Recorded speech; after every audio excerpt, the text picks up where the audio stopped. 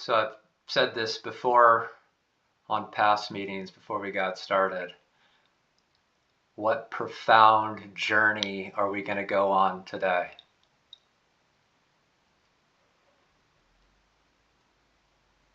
And what makes it so profound is that there is no true journey involved. That the place we're trying to get to is the place that we're starting from. So this isn't a path where we start and we go on this journey and we come back to ourselves. It appears as that, and this is one of the paradoxes, it appears that that's what's happening. But this is truly a pathless path, because what we're trying to get back to, we have never left. It's been permanently here. And this is why it's known as the pathless path. Yet we can't deny it sure does seem like we have left ourself and we're trying to get back to ourself. Yes, that is true. It does appear as that.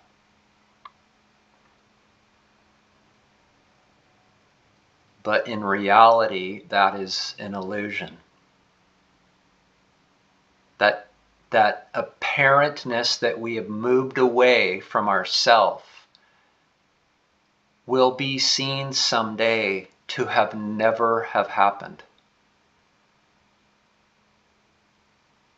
Now, even when that happens, you won't deny that at one time it did appear to happen, but you will realize that it never happened.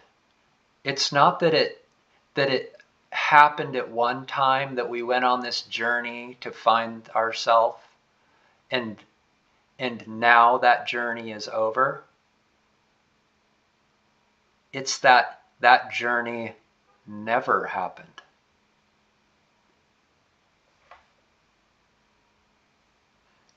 That's the profoundness of the journeyless journey on the pathless path back to yourself.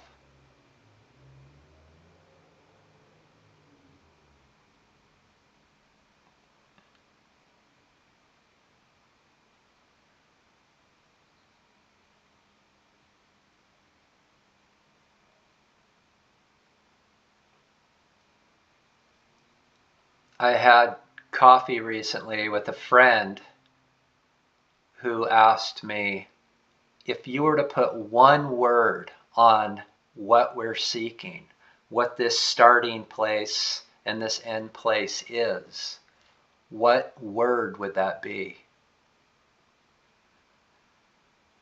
And I said, knowing.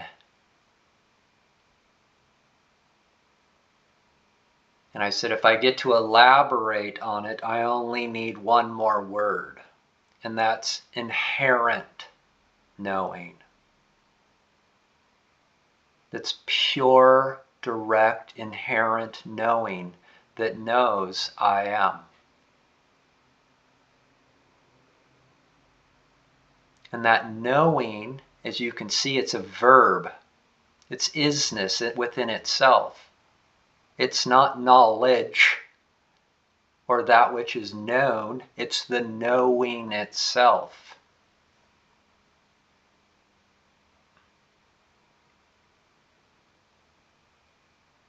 And this knowing does not have to know anything other than itself to know itself.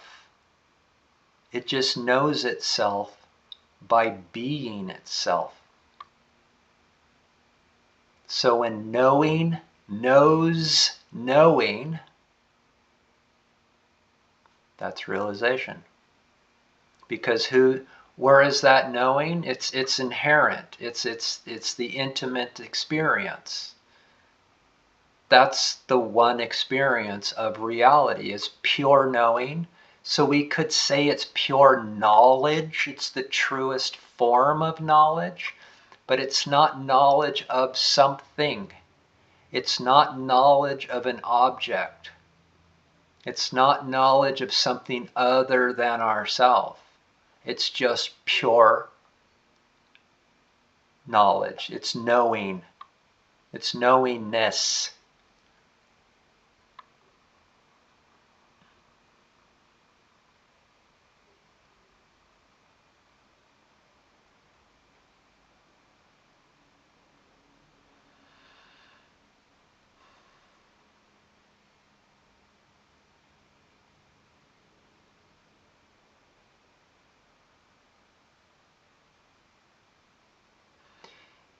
He then made the comment, my friend, during our meeting, I thought you were going to say truth.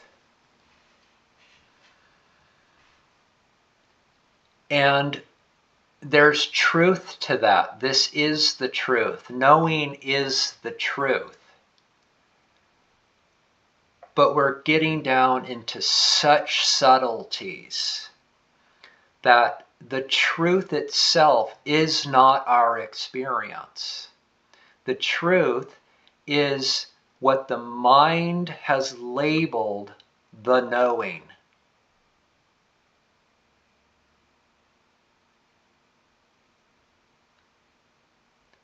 Truth within itself is not our experience. Our experience, our inherent knowing is I am. It's knowing that knows I am. Knowing is the most intimate experience. And that is the truth. But when you don't say to yourself, I am truth, you just say, I am.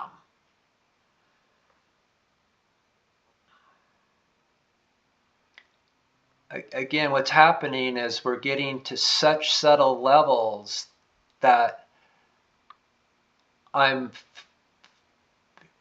only me, but anybody that tries to point to it, you just lose the verbal ability to describe it.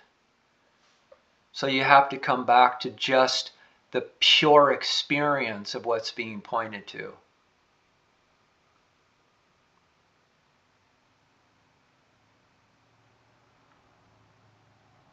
And that's not an object. It's not a label. We can't turn our mind to that. We can try. The mind's going to try to know your heart. You're going to try and know it with your mind. That's completely realistic, because our mind is the only tool we have. And yet the paradox is that the knowing can't be truly known by your mind, and therefore you have to reside out of your mind. You have to retract out of mind into your heart, into the knowing.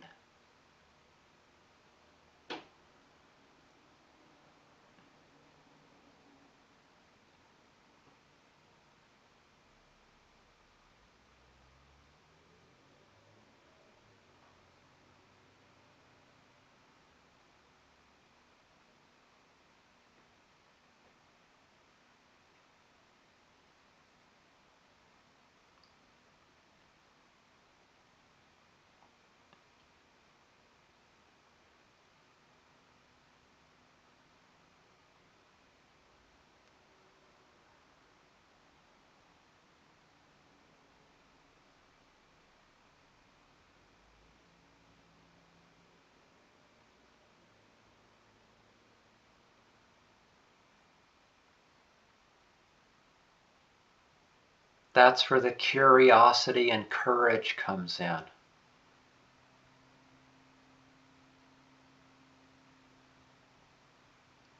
Because what's being spoken can drum up a lot of curiosity and desire to want that.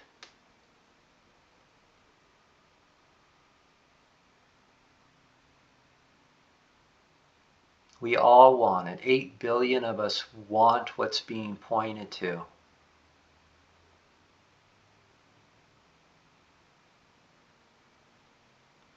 Yet the courage, where the courage comes in, is when it's shown that we have to drop out of our mind. We have to be courageous enough and willing enough and have enough longing for the love of the truth of ourself to see, to purposely make an attempt to dissolve the knowing mind. And when I say the knowing mind, that's conceptual knowing. The mind only knows objects. And you, I am, are not an object.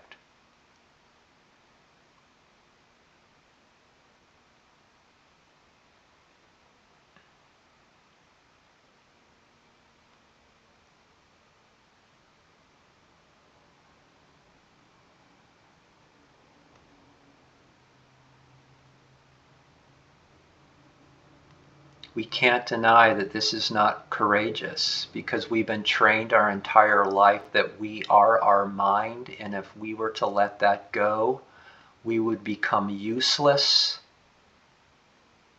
We would be unable to feed ourselves, create wealth, to live. Yet, if you read any sage, if you read any books or podcasts on the Eastern sages, none of them say that this is the truth. What happens is there's more clarity in what is.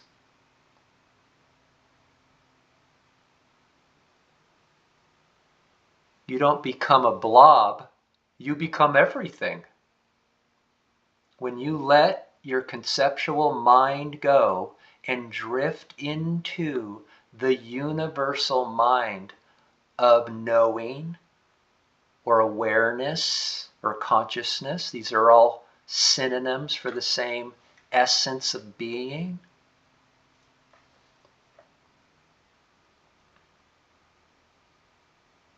So it's not that we don't have a mind. There is mind. It's just not the limited egoic mind. It's not the finite mind.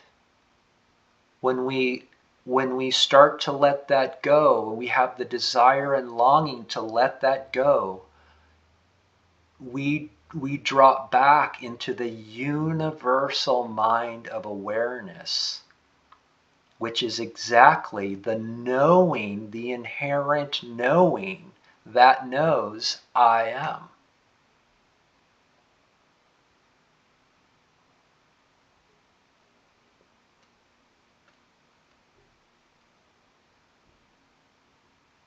So this is when we hear that we've got to let go of our mind, there is a slight panic there. It could be nerve-wracking, it could be unbelievable. And yes, I understand that. That is completely understandable. But what typically is not followed up when somebody says you've got to drop out of your mind is that you drop into the infinite mind. There's mind, it's knowing, it's all knowing.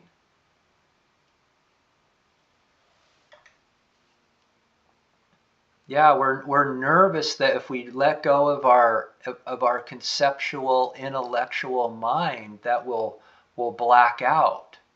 We'll die. We'll transform into something or somebody different. And these are all more fabrications of the conceptual mind.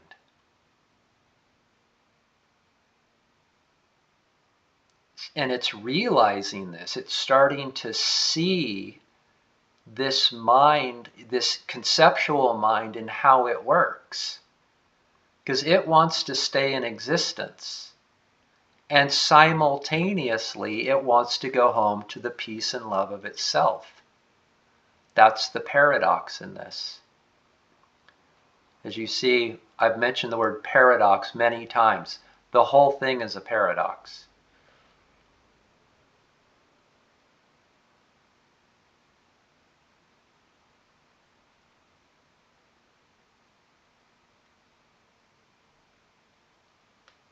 So again, the courage comes from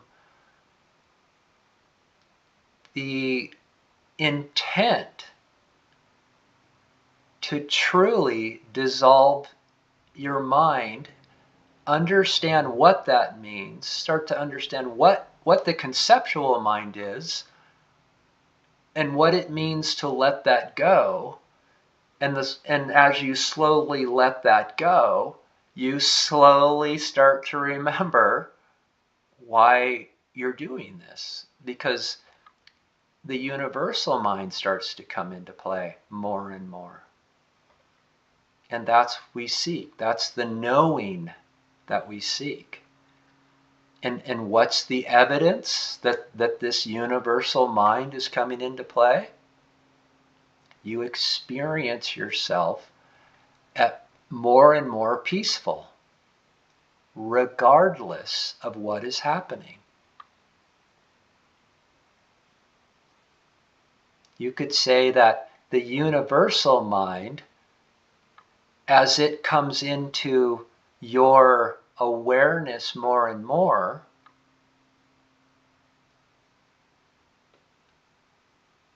is unconditional love and acceptance for what is.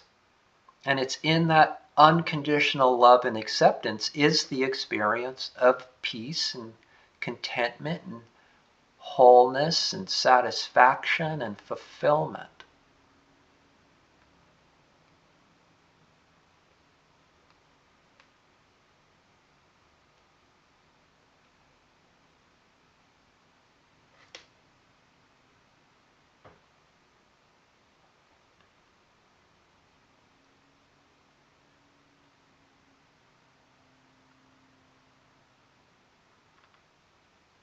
So wherever you are on the pathless path back to yourself, you just need to be kind to yourself. That's like, so when my friend, that was another one of his questions, like, how do I start this? And I said, the first thing you do is you just be totally kind to yourself.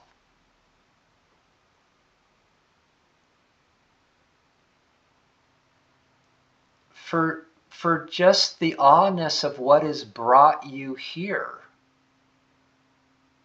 All of the good and bad, right and wrong, positive, negative is what's brought you here. Be kind and loving to yourself because of that. And don't deny it one bit. Don't resist anything in life, especially the experiences that have brought you here today. This is the first, you could say, acknowledgement or desire to allow everything to be as it is for what it is. You could say this is the first letting go, because the mind wants to judge what has brought you here. Because most of us that are here, a mind's going to say it's the negativity that's brought us here.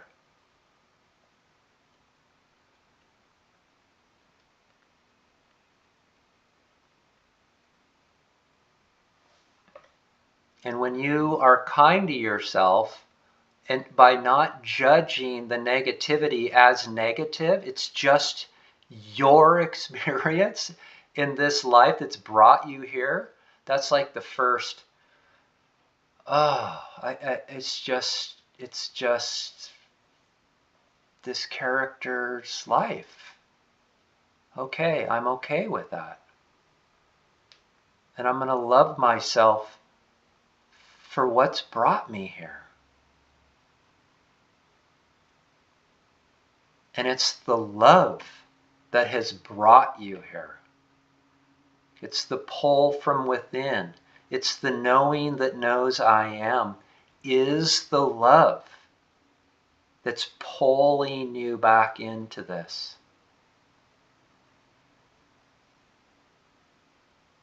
That's known as grace. Nobody does grace. Grace is the divine reaching and out and pulling you back in. That's what's brought you here.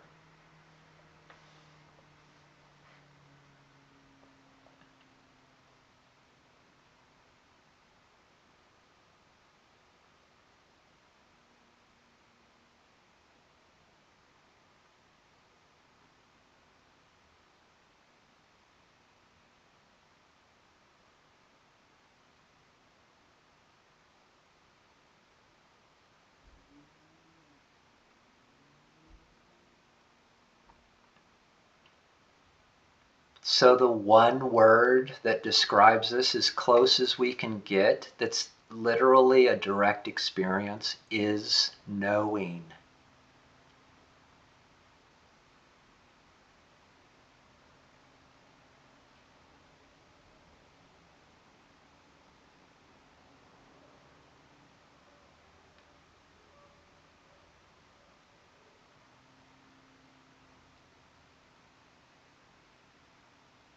And what does it know? It knows I am.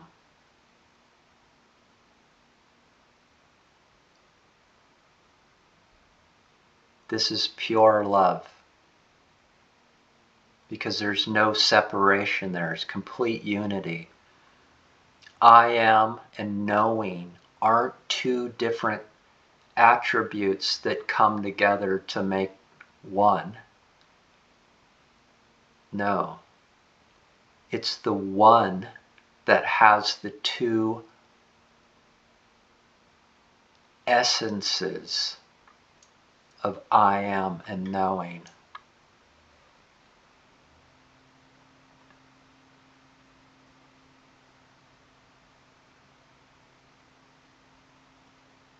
And when I am knows knowing, and when knowing knows I am,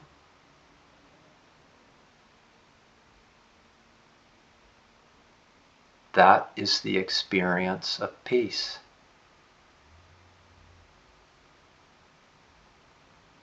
This is the foundation or the epicenter of existence itself. There's nothing prior to this.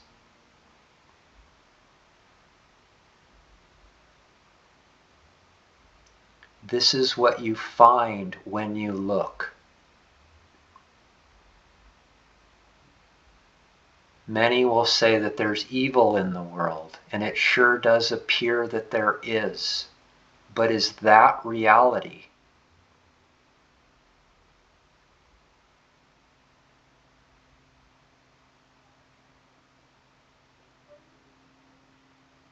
When you look, you do not find evil. You do not find hate. You do not find racism. You do not find inequality. You do not find poverty. What you find is ever-present peace. That is the ground of existence. That is reality.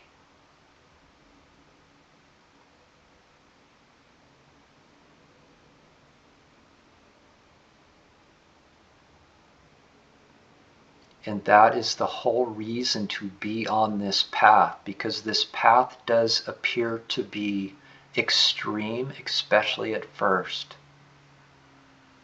So if it's going to be extreme, there has to be the highest level of reward at the end.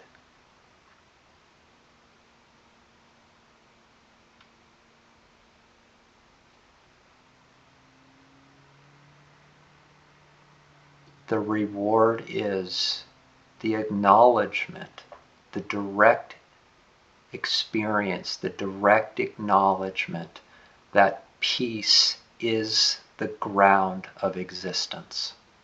And you are that. That's what I am is. That's what the knowing that I am is.